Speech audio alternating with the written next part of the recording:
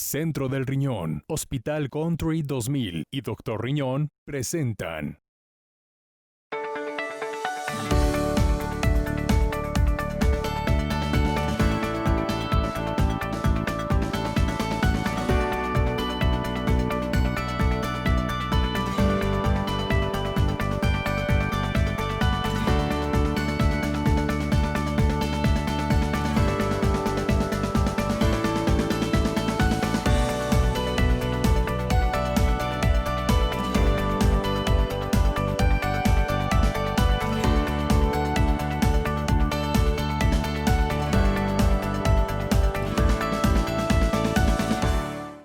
Dando gracias a Dios por esta oportunidad de un programa más en Torre Médica, viviendo una experiencia que seguramente para todos representa algo que no es novedad.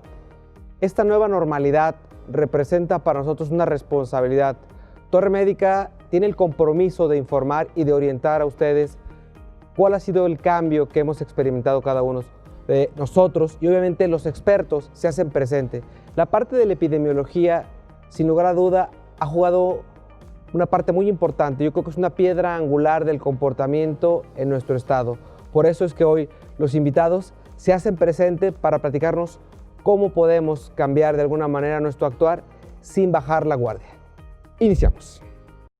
Este día en Torre Médica, tercera temporada, nos acompaña el doctor Ángel Nuño platicando sobre la nueva normalidad que estamos viviendo. Además, el doctor Adrián Martín habla sobre los principales cuidados que debemos tener al respecto. No te pierdas ¿Sabías qué? Torre Tips, Torre Urbana y Mesa de Conclusiones. ¡Arrancamos! Torre Urbana. Gracias por la oportunidad de compartir este espacio. Torre Urbana es un espacio que hemos diseñado y que obviamente como parte de esta nueva normalidad hemos tenido que modificar.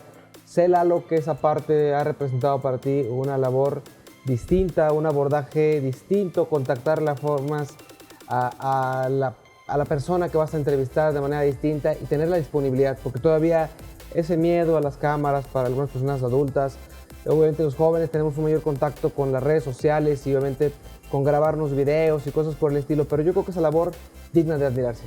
Y aunque son jóvenes, finalmente existe, y lo decíamos fuera de cuadro, esa especie como de cansancio o hastío por la cuarentena, que ya ha sido más de la cuarentena. Sin embargo, seguramente, y vale la pena que se quede en este programa, pues habrá que entender que esta situación, esta nueva normalidad, se va a extender en tiempo y a muchos factores de nuestra vida, no solo al escolar o al médico inclusive. ¿Y qué sabe la gente? ¿Qué opina la gente? ¿Cómo se siente la gente? ¿Le parece si vamos a ver esto? Vamos. He dejado de frecuentar a mi familia, de ver a mis amigos y de hacer deporte. Las clases en línea han sido un reto bastante grande para mí. Actividades tan básicas como hacer las compras de la comida, ir a hacer ejercicio, también han sido un poco complicadas. Mis horarios se han vuelto un desastre. Ahora tengo clases en línea y debo hacer ejercicio desde casa. Solía ir al cine casi cada fin de semana. Tuve que modificar algunas actividades, como fueron tener clases en línea, no ir constantemente al súper, no visitar a mis amigos o familiares y no salir si realmente no lo necesito. Me mantengo firme siguiendo las medidas de seguridad, como haciendo buen uso del cubrebocas, del gel antibacterial y lavándome las manos constantemente. Utilizo las medidas de usar cubrebocas, usar gel antibacterial y evitar a toda costa el contacto físico. Al salir de la casa siempre debemos llevar cubrebocas y al entrar debemos de lavar bien nuestras manos. Es estarme lavando constantemente las manos al salir o al llegar a mi casa, usar el cubrebocas y no tener contacto físico con otras personas. He logrado disfrutar más de las pequeñas cosas, como leer un libro, tocar algún instrumento o hacer poesía. Justamente las actividades que he modificado son esas de hacer ejercicio todo desde casa, a veces ordenar comida, obviamente una persona de cada familia debe ir al súper. Evidentemente estos cambios están siendo de gran impacto para todos. La nueva normalidad es algo a lo que no muchos estábamos acostumbrados, pero sin embargo pienso que tenemos que llevarlo de la manera más positiva.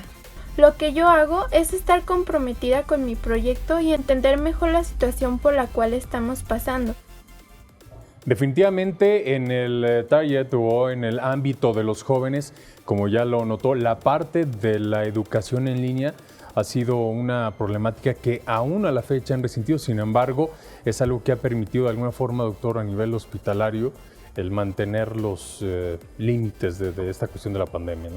Para todos ha representado un gran cambio, Lalo. Créeme lo que esto, que quizás lo avistábamos a un más corto plazo, con un comportamiento diferente, episodios donde de repente el comportamiento era lento, en algunos países se aplanó su curva, pero también viene una condición de reinfección, rebrote. Y digo rebrote porque empiezan a aparecer más casos en un comportamiento, porque obviamente la reactivación económica, la reapertura de espacios físicos, donde la gente empieza con convivencias y no modifica su actuar, sus medidas de protección, sus cuidados se merman por exceso de confianza. Esa parte de esa nueva normalidad representa un compromiso que Torre Médica tenemos con ustedes y que obviamente a través del área en televisión, a través del área en radio, que es la que de alguna manera tú comandas y que es hacer llegar información de interés general a nuestro auditorio. Así es, y recuerde, los martes y los jueves de 7 a 8 de la noche tenemos una cita a través de Torre Urbana y en nuestro podcast a través de Spotify también puede descargar estos episodios. Si le parece, doctor, entramos de lleno en materia. Vámonos. Torre Urbana. Una edición más de Torre Médica platicando sobre nuestra nueva normalidad. Esta parte, Martín, estamos convencidos que desde que iniciamos charlas sobre la temática del comportamiento en épocas de pandemia, hablábamos de tiempos, hablábamos de curvas. Hoy no podemos hablar ni de tiempos ni de curvas, ¿cierto? Así es. Sí, ahorita creo que lo más importante es hablar de la comunicación y de la información y sobre todo que la población tenga una información más puntual. Creo yo que en esto sí hemos avanzado bastante porque la población ya ha estado captando esos datos que sí se requieren, que sí es necesario que ellos tengan y sobre todo que los apliquen, como son el lavado de manos, el uso del cubrebocas, el saludo no físico. Esos son 3 puntos muy importantes que la gente sí ha estado aplicando y gracias a eso estamos viendo estos nuevos cambios, ¿no? La población se está acostumbrando a esta nueva normalidad que desde el punto de vista epidemiológico hemos estado mencionando en los últimos meses, no va a cambiar por mucho tiempo. Entonces no hay que esperar que pueda terminar esto en 2-3 meses. Esa parte que mencionas, Martín, nos han tenido que normar y hemos tenido que establecer protocolos de conducta. Hoy ya conocemos una condición de comportamiento, no de curvas, sino de latencia en cuestión de resultados de PCR, la confiabilidad que se le puede dar a un resultado de pruebas rápidas. Sabemos que entró en una condición que para los que hacemos clínica en el ámbito del manejo de pacientes con COVID, entendemos que a eso le debes dar un justo valor, pero con la presencia de un signo clínico por sí solo le quita validez a un estudio de ese tipo y te exige tener una condición confirmatoria. Obviamente sé que como epidemiólogo del Hospital Country 2000 has estado comprometido y obligado de estar poniendo al tanto la parte médica como la parte administrativa de cuál va a ser el comportamiento y de cómo debemos estar preparados todos en la fase de establecer protocolos para cirugía electiva, para cirugía de urgencia, para el personal clínico, los periodos de aislamiento que debes establecer para el personal que sale positivo, sintomático, asintomático, el personal que tiene contacto en las áreas COVID de los hospitales, cómo se debe de manejar ese cuidado, obviamente, o esa custodia que de alguna manera cuando el personal ingresa a estas áreas, nosotros que hemos establecido en el Hospital Country 2000 ese concepto de humanización en la que se acepta la visita del familiar, pero tenemos que establecer dinámicas de cuidado para el familiar, ya que se puede convertir en un riesgo infeccioso tanto para él como para los que están fuera del hospital, ¿cierto? Así es. Desde un inicio en esta pandemia, todos los epidemiólogos en todos los hospitales, y obviamente el Country 2000 no fue la excepción, establecimos protocolos, un protocolo de reconversión de hospitales, en la que algunos hospitales particulares, en este caso, fueron nombrados hospitales COVID. Obviamente que el Hospital Country 2000 está dentro de este grupo muy importante para el manejo de sus pacientes que nos iban a llegar en ese entonces y que ahorita nos están llegando. No nos equivocamos en eso, tenemos un protocolo bien establecido en el Hospital Country 2000 y sobre todo la gente que acude al Hospital Country 2000 a su atención de cualquier tipo debe de estar muy segura de que la atención que van a recibir, si no es COVID, no tienen ningún riesgo de adquirir esta por los pacientes que pudiéramos nosotros atender en el Hospital Country 2000. El Hospital Country 2000 tiene instalaciones aparte para la atención de estos pacientes con COVID y lo mismo que el personal que los está atendiendo. Ese personal no entra en el área, vamos a decir, el área de especialidades del Hospital Country 2000, están aparte, entran aparte, salen aparte y los pacientes entran por un área también distinta a la del hospital de especialidades, de tal manera pues que se sientan seguros de que si acuden al Hospital Country 2000 van a estar bien atendidos, no van a tener riesgo de adquirir algún tipo de infección y lo que bien mencionabas, ¿no?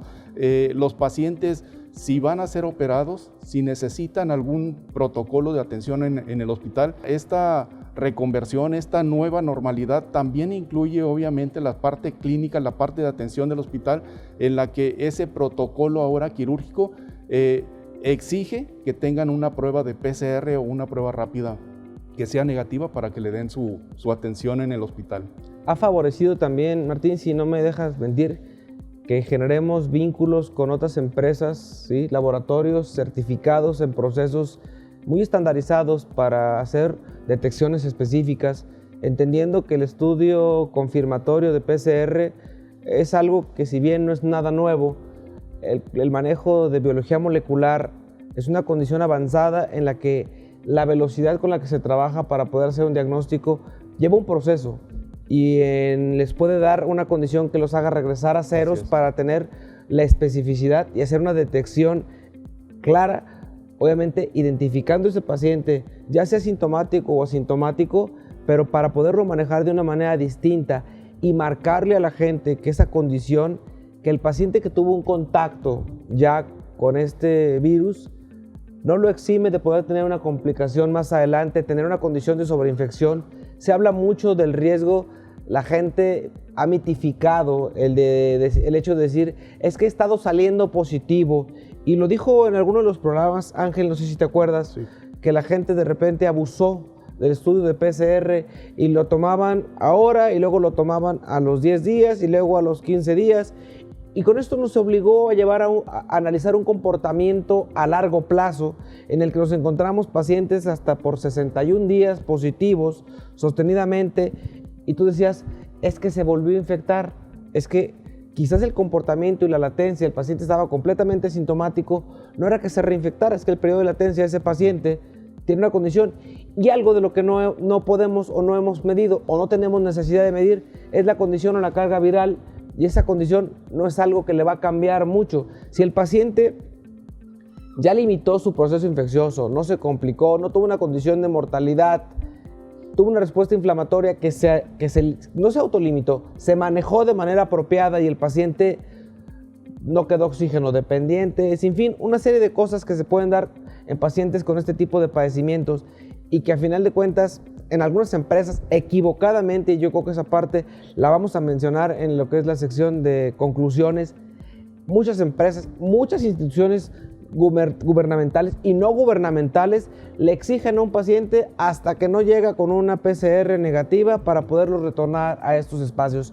Sí. Yo creo que esa parte representa como parte de la nueva normalidad el hacerle entender tanto a médicos, epidemiólogos de espacios industriales, de naves industriales, donde existen plantas de obreros que de repente que tenían factores de riesgo, que se fueron reintegrando paulatinamente a sus actividades cotidianas y que los contemplaron y que los mandaron a descansar por periodos, a veces algunos creo que hasta de 2 meses, sí. Y que obviamente ustedes como epidemiólogos tenían que ir pautando, ¿sí?, la observación, pero obviamente estamos claros que si la gente no entramos a una condición de nueva normalidad, sin importar los factores de riesgo, todos tendremos una condición de riesgo latente en cualquier momento de esta pandemia, ¿cierto? Esto es muy cierto, como bien dices, y sobre todo que nosotros, o la población, mejor dicho, tiene que estar muy consciente en esta situación. El hecho de que yo esté en contacto con un paciente, en el peor de los casos, falleció por COVID, y sí pudiéramos tener esa situación, pero en cuanto a las pruebas es importante que no por el hecho de que yo tengo dinero para pagar una prueba, me la debo de hacer. Esa prueba debe de ser evaluada previamente por un médico, porque como bien decías, los tiempos son muy importantes. Si yo tuve un contacto ahorita con el paciente y por esa situación voy y me hago una prueba, lo más probable es que salga negativa, ¿sí? ¿Y qué va a pasar? A lo mejor yo sí estoy infectado, pero los anticuerpos también necesitan tiempo pues para generarse. Y entonces necesitamos darle ese tiempo al organismo para que genere los anticuerpos, que las pruebas puedan realmente detectarlos. En el caso de PCR, por ejemplo, entre el 5º y el 8º día, pudiera presentar sintomatología, o también ya pudiéramos tener una prueba que sea más confiable, positiva o negativa. Si vamos a hacer una prueba rápida, lo ideal sería hasta los 21 días después de haber estado en contacto con un paciente que tuvo esa infección, o bien de que tuvimos la sintomatología. 21 días después de esto pudiéramos tener entonces esa confiabilidad de la prueba rápida. En cuanto a los trabajadores de los hospitales, es importante también que los tuviéramos que sacar del hospital por todos esos factores extras que tenían, la edad, eran diabéticos, eran hipertensos o tenían alguna otra enfermedad concomitante, pues que pudiera serles un punto muy importante para infectarse. Ahorita ya están volviendo, ya estamos en una situación más digamos, de control en los hospitales. Todavía no tenemos esa situación en la población en general, pero sí es importante pues que la población aplique estas medidas importantes, y eso ha sido relevante para tener una disminución. Si quieren, todavía no es tan significativa, la disminución en casos en la población, pero sí lo estamos viendo, y eso yo creo que es algo muy importante. La población está aplicando, insisto, estas medidas que hemos estado planteando desde un inicio de la pandemia, y se está viendo un buen resultado. Pues eso habla de que de una u otra manera hemos estado cambiando nuestra dinámica. Esta nueva normalidad es responsabilidad de todos, Martín, sí. Y obviamente Torre Médica forma parte de esa responsabilidad y también forma parte de esta nueva normalidad. Y los invito a que se queden, y te invito a que te quedes, claro, para compartir en nuestra sección de conclusiones todo lo que de alguna manera representa información que sé que hacerle ver a la población más cosas, más cuidados, y obviamente ir con parte de los cambios que se han dado. Hemos cambiado la forma de pensar y es parte de lo que Torre Médica tiene como compromiso. ¿Te quedas conmigo? Claro, por favor. Continuamos en Torre Médica. ¿Sabías que? El regreso a la normalidad será de acuerdo con los criterios que marquen las autoridades federales y estatales. Se trata más de encontrar nuevas formas de vivir y convivir más seguras, cuidándote y cuidando a los tuyos.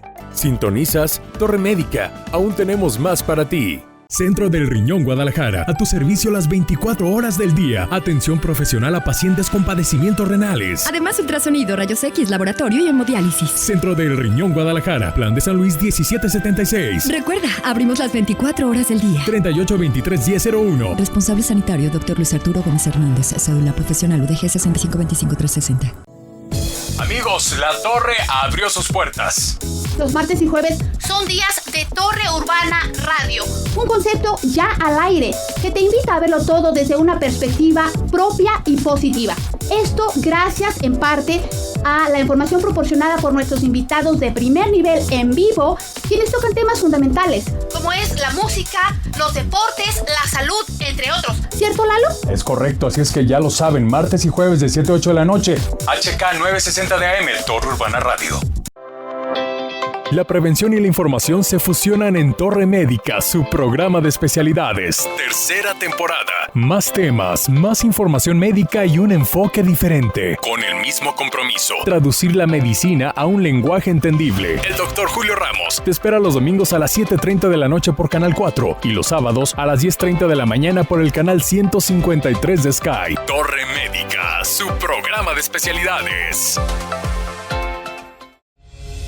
Ver cómo amanece cada día es algo que no tiene precio. La sonrisa de los más pequeños, saberte una persona exitosa. En Hospital Country 2000 nos esforzamos cada día en buscar tu bienestar y salud con un trato digno y humano. Hospital Country 2000, Avenida Jorge Álvarez del Castillo número 1542, Colonia Chapultepec Country. Teléfono 3854-4500.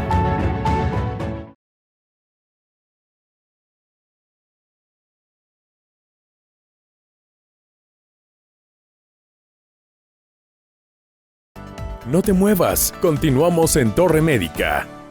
Reinventarse para estar bien. Una cosa es segura, adaptarse a los cambios recientes no ha sido fácil. A medida que el brote del coronavirus continúa causando estragos en todo el mundo, el tiempo y dinero que muchas personas hubieran invertido en centros comerciales, eventos en vivo o en un restaurante, ahora lo hacen desde el sillón de su casa a través de una computadora y una conexión Wi-Fi. El consumo a través de medios electrónicos se ha incrementado por las mismas circunstancias de aislamiento masivo y necesario. Si bien los hábitos de uso difieren por edades de quienes los usan, la realidad es que han permitido cubrir necesidades básicas de muchas personas. De acuerdo con el sitio EPA Digital, empresa especializada en e-commerce, analytics, AdWords y páginas web, durante este periodo de cuarentena se ha incrementado el uso de dispositivos móviles alrededor del 95% y han aumentado el consumo de contenido exponencialmente, sobre todo noticias. Además, 71% de los mexicanos ha estado más pendiente de las noticias en redes sociales, televisión tradicional y sitios online para mantenerse informado. Las ventas en línea en México han tenido un crecimiento exponencial desde el inicio de la pandemia, toda vez que, de acuerdo con información presentada en el mismo sitio, se ha registrado un crecimiento del 200% comparado con enero 2020. Y es que las mismas circunstancias originadas han generado una disminución en la percepción de que las compras en línea no son seguras, ya que el 23% de los mexicanos ha realizado más compras online que en el último año, mientras que el 36% está comprando en Internet por primera vez. Es por ello que aquí te damos algunas recomendaciones para hacer tus compras en línea más seguras. Utiliza una Wi-Fi o conexión a Internet segura. Instala en la computadora o dispositivo móvil una solución integral de seguridad y manténla actualizada. Compra en sitios web conocidos y con buena reputación. La navegación segura inicia con la certeza de que estamos en el sitio deseado. Evita los enlaces de correos y anuncios.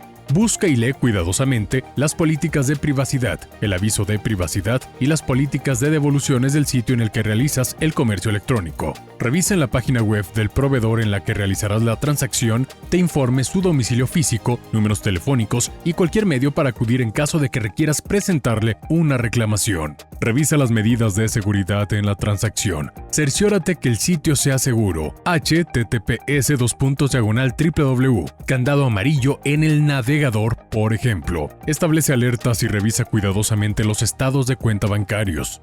Utiliza un solo instrumento de pago en línea. Como medida de seguridad adicional, siempre desconéctate y termina la sesión cuando hayas terminado de realizar tu compra y obtenido los comprobantes de la transacción. Gracias por continuar en Torre Médica, tu programa de especialidades. Ángel, ¿cómo estás? ¿Qué tal, Julio? Gracias por la invitación. Y decíamos hace ya algunos meses, Ángel, una cuestión que quizás se volvió polémica, se volvió cuestionable. El gobierno federal fue muy criticado. El sistema de salud estatal se mantuvo arrastrando la chancla, para no decir cosas que pudiera comprometerlo mayormente. Se tomaron acciones en el estado que quizás pudieron resultar prometedoras para que el comportamiento fuera distinto, pero nos alcanzó. ¿Qué pasó con esos valores predictivos que de alguna manera se tomaron en cuenta para saber hasta dónde podíamos llegar? Así es, y estábamos viendo uno de los principales buscadores Ya a 8 meses del inicio de la pandemia aquí en nuestro país, cuenta con más de 500,000 artículos relacionados a COVID en todo el mundo. Es decir, hay suficiente evidencia en estos momentos, la cual nos ha llevado desde los primeros modelos predictivos, los cuales iban muy asociados, si tú lo recordarás, a influenza o a los otros coronavirus que se tenían antecedentes. Actualmente ya aplicamos un modelo predictivo de regresión lineal basado en el ambiente persistente de contagios con estratificación de variables y determinantes. ¿Esto qué quiere decir? Que el uso de cubrebocas, el distanciamiento social, la oportuna identificación de casos, pues ha modificado lo que es el ritmo de contagio, la velocidad y las características de contagio. Esto ha, por supuesto, modificado la línea basal de evolución de la enfermedad. Actualmente, y el pronóstico de los expertos apunta a que al menos, Julio, que hasta el 70% de una población cuente con inmunidad para este virus, entonces podrá considerarse como una protección comunitaria o de rebaño. Al llegar a este porcentaje de inmunidad de manera natural por exposición, tardaría alrededor de 10 años, Julio. No sería posible, porque aún no sabemos si va a tener un comportamiento estacional, como en el caso de influenza. Lo que sí sabemos es que solamente en este momento, a través de una vacunación, podríamos llegar a ello. Ahora, se ha hablado y se tiene mucha esperanza sobre la vacuna, Julio, pero hay que decirlo muy claramente, no sabemos, al igual que en influenza, tenga un periodo también para la generación necesaria de anticuerpos específicos, es decir, que una persona vacunada en el día 0, realmente al día 1 o al día 2 ya tenga la capacidad máxima de protección. Seguramente habrá un estudio que nos puede identificar cuántos días o meses después cuente con este máximo de protección. En conclusión, hasta que no sea una vacunación y un tiempo posterior a con un máximo de generación de protección global comunitario, el estilo de vida diario de todos nosotros será usar cubrebocas, distanciamiento social, aislamiento en caso de síntomas y, por supuesto, adoptar todas estas medidas ya en nuestra práctica diaria. Surge mucho el cuestionamiento y la duda de quiénes son los países que realmente están trabajando de manera intensa en la búsqueda de esa vacuna, que de repente brota por ahí información de que Oxford, que estaba trabajando de manera muy intensa, empieza a vivir experiencias inapropiadas en fases tempranas con efectos adversos y dice: me detengo hasta no hacer un replanteamiento de mi situación con el manejo de la vacuna, y se detiene y deja de salir información a través de Oxford, que de alguna manera parecía un horizonte muy temprano, y obviamente creo que a la gente también le ha cuestionado un poco, y obviamente sabemos que el comportamiento, si bien lineal, forma parte de la nueva normalidad, el hacer entender, y lo decía en la primera entrevista Martín, Julio, hemos visto que la gente ha ido cambiando su comportamiento, pero sigue habiendo todavía mucho desentendimiento. Siguen llegando casos comprometidos físicamente, obviamente dependientes de oxígeno, requiriendo intubaciones de urgencia por casos avanzados. Y obviamente son grupos de riesgo los que están llegando a hospitales. Existe gente joven que también llega con vías de inflamación muy específicas, pero que la sociedad de algún modo sí ha ido como que poco a poco cambiando. Pero esa nueva normalidad a la sociedad le ha costado mucho trabajo. A nuestros adultos mayores que no dominan o no manejan redes o no manejan tablets, el encierro los está acabando. Has tocado 3 puntos importantes. Número 1, la vacuna. Quienes estamos en este ambiente sabemos que llevan 3 fases, pero cada una de las fases contiene etapas y es muy normal y esperado encontrar hallazgos dentro de estas etapas que replantean la hipótesis de la generación de los medicamentos, de las vacunas, etcétera, de los protocolos. No es algo anormal, no es algo alarmante. Dentro de lo que es la evidencia científica, así es como se genera los medicamentos y las vacunas. Entonces, es algo que nosotros ya teníamos esperado, ya teníamos contemplado. Sin embargo, la sociedad en lo general, al no conocer este tipo de procesos, bueno, lo vio como alarmante. Pero quiero que sepan que en cada una de las fases, las etapas incluyen siempre replanteamientos y reformulaciones de la hipótesis, que a veces tiene que generar cierta regresión, y esto hace que se alarguen los estudios. Eso es esperado. Lo segundo, conforme a la clínica, Es cierto que muchas personas tienen enfermedad leve o enfermedad así, inclusive sin enfermedad, asintomáticos. Sin embargo, el contar con un diagnóstico oportuno, el monitoreo en casa, y esto es bien importante, acérquense a que un médico, un profesional de la salud que esté capacitado en este tipo de manejos, los pueda llevar de la mano con el monitoreo ambulatorio desde casa, porque desde casa, tú lo sabes, Julio, el tratamiento postural, el tratamiento de fisioterapia, inclusive algunos medicamentos desde la parte ambulatoria, muy importante, la oximetría, la temperatura, la toma de la presión arterial, todas estas variables de monitoreo en casa nos permiten identificar de manera temprana un posible riesgo que pudiera derivar en una hospitalización, como tú bien lo dices. Muchas veces, si la gente no tiene esta conciencia, cuando busca un ingreso o cuando yo busco atención hospitalaria, pues bueno, tienen ya un cuadro un poco más grave, más severo, y obviamente el tratamiento, el manejo dentro de un hospital ya con agravantes, pues bueno, es diferente. Entonces la invitación es primero a no enfermarnos, a no exponernos, usar cubrebocas. En caso de tener sospecha, realizarnos una prueba, bien lo comentabas, PCR. En caso de salir positivos, identificar una buena asesoría a través de un profesional médico para que les brinde el tratamiento ambulatorio, si lo pueden llevar, y si eso es intrahospitalario, es distinto. Lo que sí es importante es lo que comentabas, la tercera parte. Si una persona es positiva a una prueba, digamos PCR, no necesariamente esta persona va a contar con un contagio durante semanas o meses. Sin embargo, hay pruebas que pueden seguir saliendo positivas. Las pruebas de detección de anticuerpos nos pueden determinar en qué momento se va migrando. Ahorita, la próxima tendencia o la tendencia actual es a la detección de antígenos. Esa parte que la detección de antígenos para la población va a marcar la pauta de cuánta gente ya ha estado expuesta y qué nos ofrece como beneficio epidemiológico. En cuestión del monitoreo epidemiológico ya hay modelos que desde la OMS se vienen programados, y esos son para la detección de anticuerpos específicamente. Actualmente, insisto, hasta no contar con una vacuna y con una inmunidad colectiva suficiente mayor del 70%, las medidas preventivas siguen siendo la principal barrera para mantenernos con una estabilidad en los indicadores epidemiológicos. ¿Cómo regresar a ciertas actividades? Hay dos cosas muy importantes. Uno, monitoreo de los indicadores epidemiológicos, tanto de una empresa, de un hospital, bien lo comentaban. Si un hospital tiene delimitadas sus áreas y tiene sus indicadores epidemiológicos bien controlados, puede realizar inclusive algunos procedimientos a la par, como es el caso de trasplantes en muchos de los hospitales que ya se están reactivando. También, teniendo en cuenta estos indicadores epidemiológicos, a la par, las medidas preventivas específicas para grupos de riesgo, para personal de salud. De esta manera podemos ir reactivando ciertas actividades, Julio.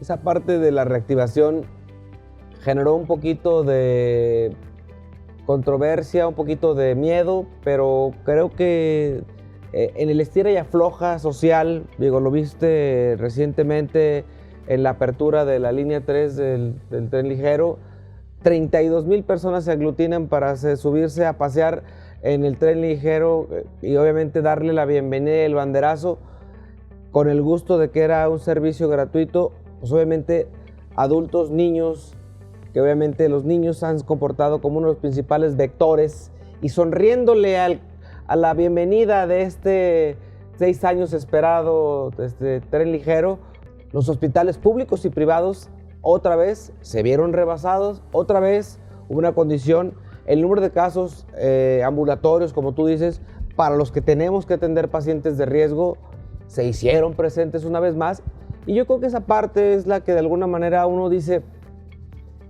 algunos entienden, otros nunca van a acabar por entender, algunos ya vivieron las consecuencias, algunos ya perdieron a un familiar, y es la única forma en la que acaban por cambiar un poquito ese chip. Yo creo que tú que vives en el día a día y que haces un intercambio diario con chats, con medios de comunicación, que como parte de la Secretaría de Salud, que muchas de las veces el mismo grupo con el que uno se maneja, sabes que la desinformación de la que hablamos alguna vez, pues ya tomó un cauce diferente, porque obviamente ya no le creen todo a lo que se sale en los medios, y la gente dice, voy a esperar el comportamiento para ver qué dicen los hospitales, qué dicen los medios de comunicación, pero antes estábamos esperando que dieran las 7 de la mañana para ver qué decía el sistema federal, pero obviamente todo eso se empezó poco a poco a dejar de ser una verdad absoluta, y que yo entiendo que el sistema de salud federal toma de cada estado lo que algún comportamiento puede tener, pero cada estado actúa diferente, ¿no? Así es.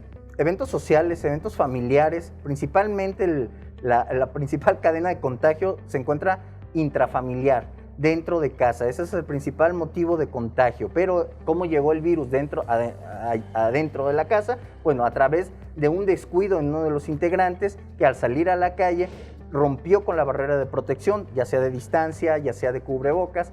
Es muy importante decirlo y hay que ser claros.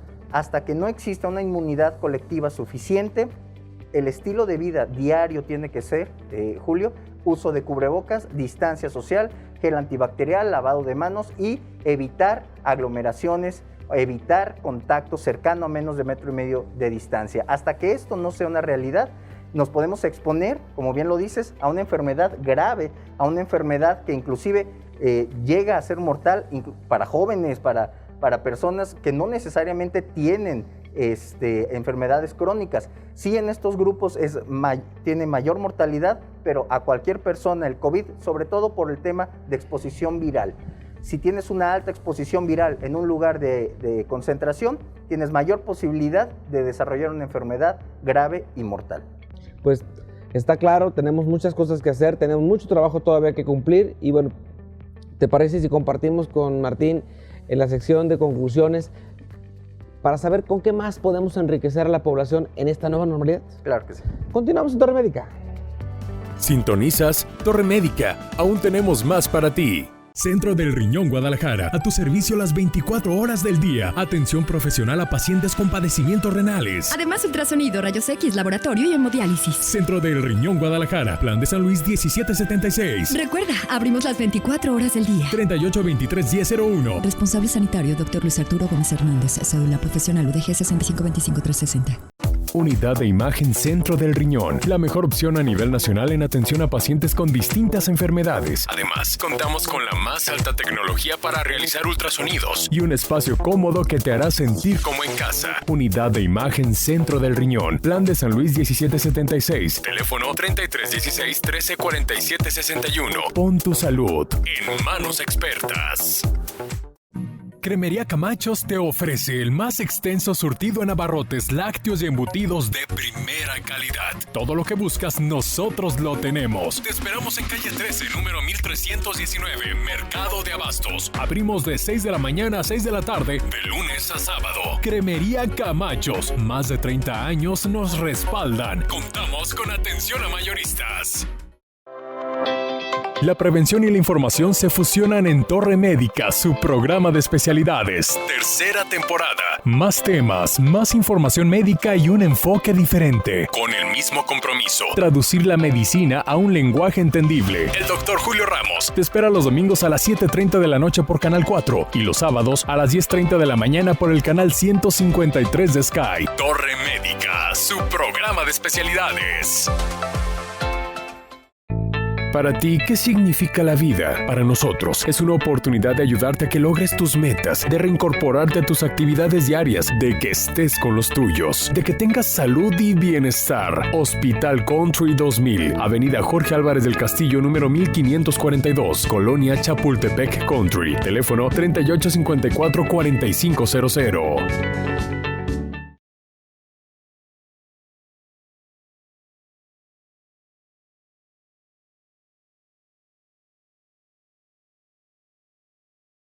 No te muevas, continuamos en Torre Médica. ¿Sabías que? ¿Sabías que el promedio de duración de una pandemia es de mínimo 2 años? Mesa de conclusiones es presentada por Hospital Country 2000. Aquí estamos ya de regreso en Torre Médica, tu programa de especialidades, platicando con Ángel, con Martín. Gracias a los dos por participar de esta nueva normalidad y compartirle al auditorio un tema que yo creo que no es novedad, pero siempre hay algo que está cambiando. Todos los días entendemos que la forma de abordar el conocimiento sobre las pruebas, el tiempo que tiene una persona de latencia y el riesgo de infectividad, Ángel, es algo que yo sé que epidemiológicamente ya lo estudiaron, y hoy pueden decirle a la gente que una vez que alguien tuvo un contacto, después de iniciar la sintomatología, tienen un cálculo específico de cuándo la gente se puede reintegrar a una condición laboral, cuándo disminuyó el riesgo de infectividad al resto de la población, cuál es el tiempo como medida de aislamiento social. Hemos dejado de utilizar las PCRs como marcadores absolutos, se hizo un uso indiscriminado, y lo dijo bien Martín, la gente que tenía la solvencia económica hacía citas para hacerse pruebas, quitándole lugar a alguien que de alguna manera sí le representaba una importancia el identificar, porque mucha gente no llegó a una atención hospitalaria hasta que no tenía un resultado en la mano, ¿cierto? Así es. Y ese tiempo precioso para esa gente que tenía miedo de ser hospitalizada se convirtió en la oportunidad de tener una condición de sobrevida, ¿cierto? Así es, y ya la evidencia en estos momentos pues nos da una mayor certidumbre, ¿no? Desde el primer contacto a este famoso periodo de incubación, que tiene un promedio de 5.5 días, se puede extender desde el día 0, día 1 hasta el día 14, en promedio son 5.5 días. Posteriormente viene una condición clínica. Insisto, tú bien lo has dicho, no siempre se da una condición clínica, pero cuando es así, suelen ser en diferentes fases: un COVID leve, un COVID moderado o un COVID grave o severo, dependiendo de cómo se manifieste o cuál sea el órgano blanco al cual vaya dirigida la inflamación en este sentido. Hay personas que desde los primeros 14 días, una vez pasada su convalescencia, si su órgano blanco de inflamación lo permite, después de 14 días pueden reintegrarse bajo ciertas medidas preventivas a las actividades. En COVID moderado, ojo, la inflamación suele tener órganos blancos, ya sea en pulmón, ya sea en riñón, inclusive en sistema nervioso. ¿Cómo se manifiesta esto? Con la pérdida de olfato o de gusto, por ejemplo, y estas personas pueden irse reintegrando dependiendo la sintomatología, insisto, 10 días después de haber terminado su sintomatología. En el caso del COVID grave o long COVID también, que suele pasar, muchas veces pueden pasar semanas inclusive hospitalizados o semanas con la persistencia de sintomatología, y eso no significa que puedan reintegrarse ya a unas actividades.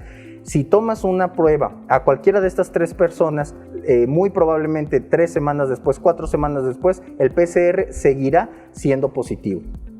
Esa parte yo la empecé a observar, que en el comportamiento insistente de parte de los pacientes de estar queriendo tomar de forma seriada estudios. Recordarán por ahí que al principio de la pandemia o en la etapa ya inicial en la que se empezaba a divulgar en los medios, de algunas gentes conocidas en el medio artístico y cosas por el estilo, que hablaban de reinfecciones. Era un paciente francamente asintomático pero que estaba aislado, y veías una videoconferencia que subían a redes sociales y luego salían en programas de televisión, de chismes de medios, y decías tú, pues ni física ni clínicamente no la veo pegada a un tanque de oxígeno, no la veo por nada. Dices tú, pues creo que lo único que hicieron fue tomar la PCR, repetirla y darse cuenta que seguía siendo detectable. Y ese comportamiento, en su momento, para los que de alguna manera estábamos empezando a tener un contacto con el manejo de pacientes con SARS, pues tú decías, ¿esto cuándo va a cambiar? Cuando exista un protocolo establecido. Yo creo que hoy estamos estableciendo protocolos, y obviamente tú fuiste uno de los que yo le adopté un término: la tropicalización de manejos es la adaptación que tenemos, por ejemplo, hoy, que orgullosamente tenemos la oportunidad en Hospital Country 2000 de tener la más baja estadística en mortalidad en una torre, comparativamente con otros hospitales públicos y privados. No creo que sea únicamente vinculado al esquema de manejo. Yo lo digo con respeto para el resto de los hospitales. Lo digo porque a final de cuentas el comportamiento es que los equipos se unieron nos bajamos de alguna manera de la trinchera a decir Juan o Pedro sabe más sobre el tema. Yo creo que tratamos de unificar criterios. Hemos eliminado un sinfín de fármacos de los que hablamos en las primeras charlas en el programa. Se empezaron a eliminar medicamentos de alto costo porque empezaron a tenerse efectos adversos que, si bien estaban descritos, también trajeron consigo situaciones clínicas muy importantes.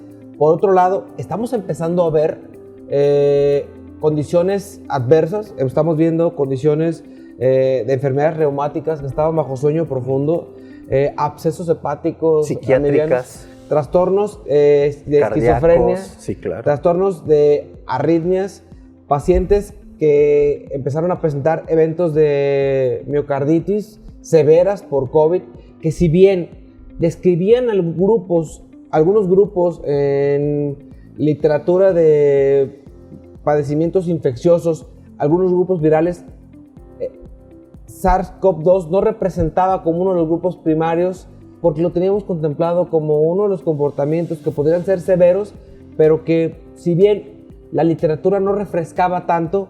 Oye, ¿hablabas de cuántos artículos? Más de 500,000. Fíjate nada más que si de ese arsenal tú hicieras un análisis representativo de lo que es realmente útil de esa información, ¿cómo lo manejas? Claro, principalmente hay que saber dentro de los medios locales y dentro de las principales revistas cuál es la información que más nos sirve. En este momento, ¿qué sabemos? Que COVID genera un proceso inflamatorio hacia órganos blanco o diana, en los cuales cada paciente es distinto. Habrá pacientes, insisto, que mayormente su inflamación se vaya hacia pulmón, pero las secuelas y la inflamación a nivel cardiovascular, a nivel de nervioso central, también genera una sintomatología. Entonces, el tratamiento de COVID va específicamente individualizado, que eso es algo que tenemos que tomar muy en cuenta. Número uno, tiene que ser un tratamiento, no hay antiviral, y eso lo sabemos, hay que decirlo, no hay un antiviral. Lo que se hace es ir manejando órganos y sistemas de acuerdo a la evolución y al ataque del mismo COVID. Y número dos, obviamente la terapia para anticoagular. En el caso de un paciente ambulatorio es muy distinta a la terapia para anticoagular dentro de un hospital. Esa parte y corrígeme si de alguna manera está diferentemente descrito clínicamente, ¿no? Antiinflamación, anticoagulación, manejo respiratorio o broncodilatador. Así es. Y obviamente, algo muy importante, profilaxis infecciosa o, en caso de condiciones sobreinfecciosas, el manejo. Esto es el esquema. Ese es el esquema. Básicamente ese es el esquema y va dirigido a órganos y sistemas de blanco de cada una de las personas, porque de repente, y suele pasar, un protocolo muy bien descrito, pero que le sirve a una persona cuyo principal afectación fue un órgano renal o hepático, ya lo hemos platicado, pero en otra persona ese mismo esquema no le sirve. Es decir, no deben de manejarlo como si fuera una receta. Esto es algo muy importante. Si algo le sirvió al vecino, que el vecino no te platique lo que tomó y tómatelo tú. Ten mucho cuidado porque eso te puede derivar en una intoxicación o en alguna falla de algún órgano. Los que hemos estado hospitalizados como posibles positivos, ¿sí? Que llegamos a hospital y la primera pregunta, ¿qué tomó? Yo creo que la autoprescripción, y lo digo en caso particular, no le podemos jugar, ¿sí?, al vivo, aunque estemos tratando pacientes de este tipo. Así es. No podemos, no debemos. Lo único que debemos hacer, cuando mucho, es un sintomático hasta que llegue un abordaje completo. Debe haber siempre un colega que tenga una perspectiva diferente y no jugarle al que, porque conozco casos, el que manejé casos y les fue bien ambulatorio, hospitalario o como quieras, pero debes darle la libertad, porque el razonamiento frío por parte de un clínico que está viviendo este tipo de situaciones cambia mucho la perspectiva. Yo recuerdo que cuando tuvimos el primer programa juntos, empezabas con el entorno de tratar y empezamos a manejar esquemas y varios artículos salieron y te recordará que decían que se valía utilizar cualquier medicamento que pudiera ofrecerle alguna clase de beneficio, pero empezamos a ver muchos efectos adversos, ¿no? Y voy a hablar de productos antivirales que les pegaron diarreas interminables y que los pusieron, digo, vemos el comportamiento hepático, el comportamiento renal, el comportamiento neurológico, el comportamiento cardiológico, el comportamiento musculoesquelético, esa miopatía que tienen los pacientes en una condición en la que salen literalmente hechos una piltrafa física y que obviamente si no medicas de manera apropiada al paciente, el tiempo de evolución se vuelve tórpido. El sinergismo entre los medicamentos es importante. Julio y yo un día lo platicamos por teléfono, que me decía, ¿qué opinas de esto? Cuidado, porque hay combinaciones que en las personas que no tienen el conocimiento se les podría hacer fácil combinar una citromicina con una hidroxicloroquina, lo cual ya está bien descrito con las complicaciones cardíacas, y sin embargo, las personas dentro de un desconocimiento se automedicaban y sufrían una consecuencia. Es muy importante. Aún tengan un COVID leve aparentemente o asintomático, en cualquier momento este COVID puede escalonar a una enfermedad grave. Entonces nunca desestimen o subestimen una enfermedad por COVID, porque puede presentarse una sobreinfección y puede presentarse un daño mayor a la posteridad. Siempre busquen a un médico que los vaya monitoreando por el medio que se pueda, pero por favor no se automedique. Creo que, Martín, tú dejaste muy en claro que el comportamiento que tuvo el hospital era algo que el proveerle información, trabajas también en una institución pública que ha tenido estadísticas de repente medio complejas en cuestiones de casos complicados, porque la falta de insumos ha sido algo de lo muy serio en el aspecto público, ¿cierto? La falta de equipamiento, la falta de recurso humano que se fije y se pegue al paciente por sí solo. Cuando está un paciente manejado por diversos grupos, el comportamiento clínico es diferente, ¿o me equivoco? Sí. No, es muy cierto esto. Los manejos son distintos precisamente por lo que mencionas bien, ¿no? Los recursos no son los mismos que en un hospital público y un particular, y eso tiene mucho que ver, pero yo creo que algo muy importante también que ha influido en esta buena evolución de la pandemia es el hecho de que los médicos nos ha entrado la humildad. Eso que mencionabas hace rato, ¿no? Acercarnos a un compañero, eso es la verdad que poco visto, ¿no? Y que yo me acerque porque a ver qué me dice. Bueno, si es un especialista en algo en lo que yo no sé, pues sí me acerco. Pero si somos del mismo nivel, de la misma especialidad, y acercarme yo, por ejemplo, a Ángel, oye Ángel, ¿cómo están las estadísticas? Eso es humildad, eso nos ha enseñado pues y nos ha ayudado también para que el manejo que le estamos dando a la población sea un manejo que sea efectivo, que sea eficiente, que tenga los resultados que los pacientes esperan de los médicos. Entonces yo creo que eso ha tenido una importancia muy relevante en el manejo de esta pandemia. Yo le agradezco de verdad a la gente que nos ha dado la oportunidad, y lo hablo de mi hospital porque es donde yo convivo.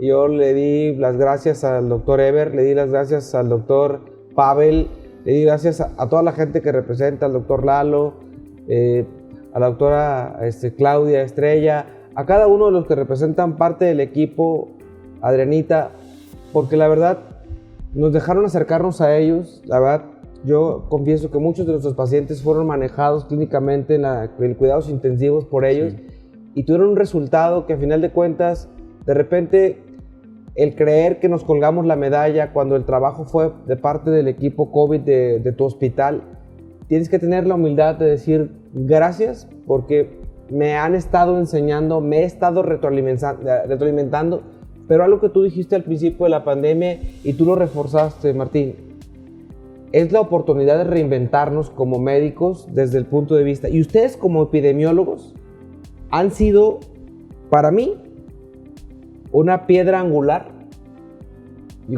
Recuerdo que durante varias semanas estuvimos mandándonos mensajes para saber qué estaba pasando, y tú mandabas lo que tenías de información a nuestro contacto, y yo decía, esa parte la agradece uno tanto, porque ese miedo al principio, vencerlo, tirar la toalla del miedo, ponerla aquí y decir, no importa, si algo pasa, lo que tengo que hacer es cuidarme, alimentarme bien, suplementarme de manera correcta para poderle entrar a los cocolazos, porque esto no se va a acabar.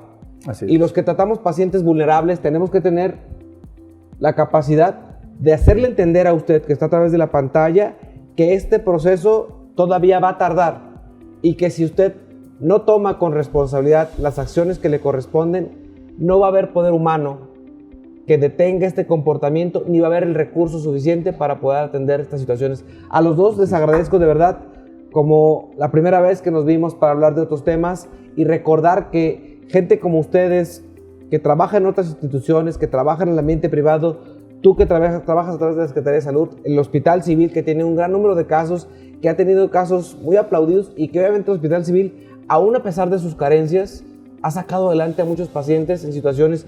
Fui testigo de pacientes que llevé, pero también fui testigo de pacientes que los vi salir airosos después de estar largos periodos de intubación, de postración, y que la verdad, cuando ves a la familia llorar, subirlos a un carro con un tanque de oxígeno, la verdad es imposible que no te invada el sentimiento de agradecimiento a Dios, porque la oportunidad de que gente vulnerable, gente añosa, salga adelante después de una condición tan crítica, no es más que parte de la enseñanza que todo el grupo de profesionales del Instituto Mexicano de Seguro Social, del ISSSTE, de la Secretaría de Salud y de los hospitales privados, que tienen un arsenal más para poder atender a los pacientes de forma distinta, pero que tenemos que entender que la parte humana representa uno de los vectores principales para que la gente esté mejor. Así es. A todos gracias y nos vemos en la próxima edición de Torre Médica.